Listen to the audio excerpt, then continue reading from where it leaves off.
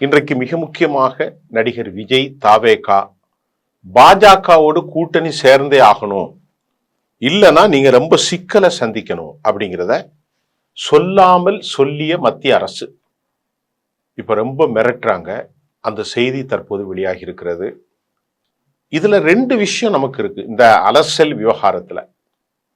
ஒரு விவகாரம் விஜயனுடைய எதிர்காலம், மற்றொரு விவகாரம் பாரதிய ஜனதா எங்கெல்லாம் கூட்டணி செய்கிறார்களோ அந்த கட்சியினுடைய எதிர்காலம் எங்கேயுமே நல்லா இருந்ததா இல்லை, அதையும் நாம பார்க்கணும். காரணம், அந்த அரசியல் கட்சி மற்ற கட்சிகள் மீது மெதுவாக சவாரி செய்து மற்ற கட்சிகளை காலி செய்வது அவர்களுடைய இயற்கை.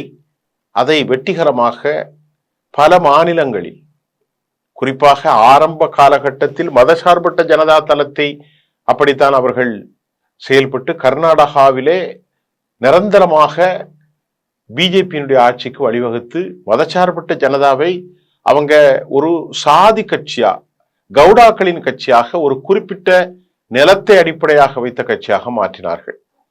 அதே போன்று சிவசேனா ஒரு பெரும் அமைப்பாக இருந்தது.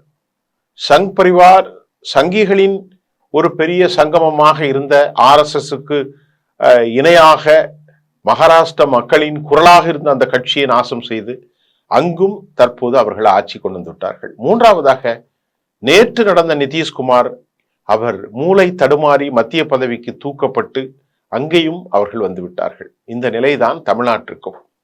இதில் விஜயனுடைய கட்சி கூட்டணி சேர்வதற்கு பாஜக என்ன நடக்கிறார்கள் என்று பார்த்தால் அவர்கள் சேரத்தான் வேண்டும். ஏனென்றால் ரெண்டு விவகாரம், ஜனநாயகன் படம் விவகாரம் ஒன்று, இரண்டாவது விவகாரம் மூல காரணமாக இந்த 41 பேர் இறந்ததை சென்ட்ரல் பியூரோ ஆஃப் சிபிஐக்கு இன்று அழைத்திருக்கிறதாகவும் செய்திகள் சற்று முன்னர் வந்திருக்கிறது.